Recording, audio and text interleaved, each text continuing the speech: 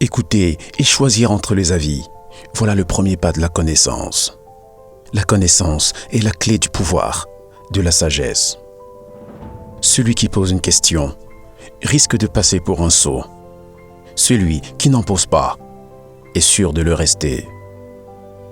La vraie connaissance est de connaître l'étendue de son ignorance. Un homme heureux est un homme qui se contente de peu. La joie est en tout, il faut savoir l'extraire.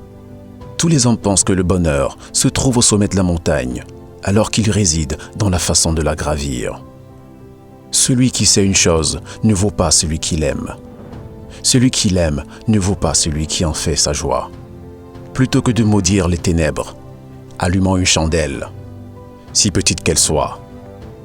Richesse et pauvreté, ce que nous gagnons en richesse, nous le perdons du côté du repos et du bonheur.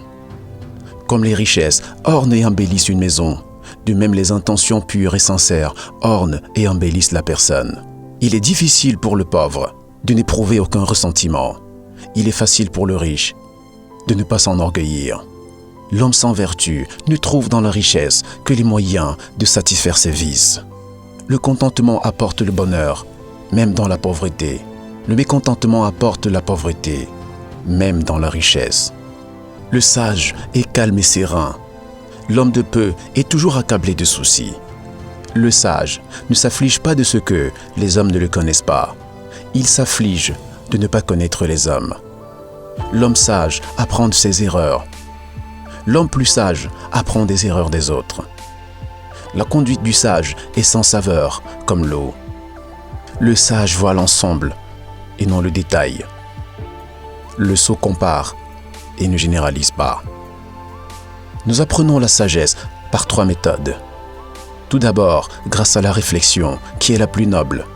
En second lieu, par l'imitation, qui est le plus facile. Et la troisième, par l'expérience, qui est la plus amère.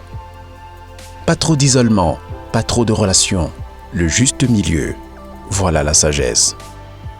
Choisissez un travail que vous aimez, et vous n'aurez pas à travailler un seul jour de votre vie. L'expérience est une lanterne que l'on porte sur le dos et qui n'éclaire jamais que le chemin parcouru. L'ouvrier qui veut bien faire son travail doit commencer par aiguiser ses instruments. Ne vous souciez pas d'être sans emploi. Souciez-vous plutôt d'être digne d'un emploi. Lorsque vous travaillez pour les autres, faites-le avec autant d'ardeur que si c'était pour vous-même. Travaillez sans relâche, comme si vous ne deviez jamais atteindre le but. L'homme de bien se relève dans les grandes occasions. L'homme de peu ne s'accomplira jamais que dans les petites tâches. Celui qui comprend son devoir et ne le remplit pas est un lâche. Et la poursuite de petits avantages fait avorter les grandes entreprises. La qualité fondamentale d'un chef est la bienveillance. Nulle pierre ne peut être polie sans friction. Nul homme ne peut parfaire son expérience sans épreuve. Pour qu'une chose soit faite, donnez-la à quelqu'un d'occupé. Rien ne sert de parler des choses qui sont déjà accomplies, ni de faire des remontrances sur celles qui sont déjà très avancées, ni de blâmer ce qui est passé. Je n'enseigne pas à celui qui ne s'efforce pas de comprendre.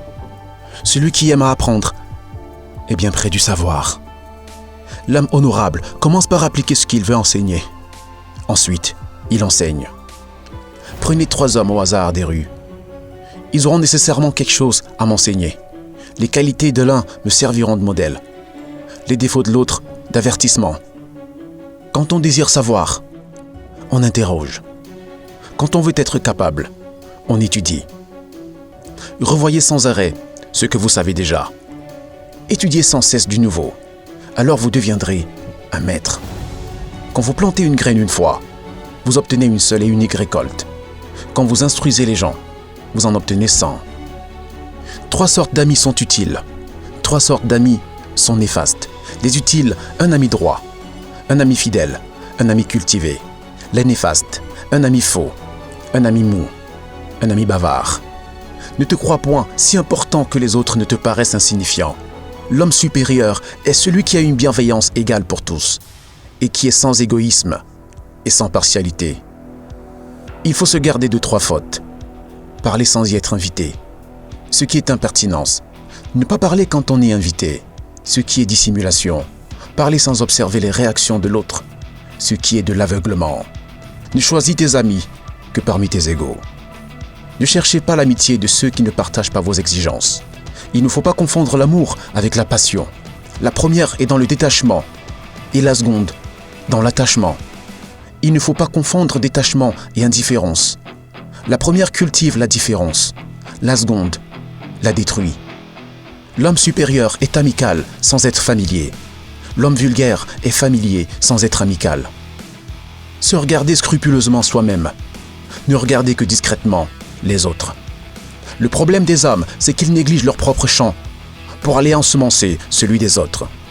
Lorsque tu fais quelque chose, sache que tu auras contre toi ceux qui voudraient faire la même chose, ceux qui voulaient faire le contraire, et l'immense majorité de ceux qui ne voulaient rien faire. Si tu empruntes le chemin de la vengeance, prépare 2 cercueils.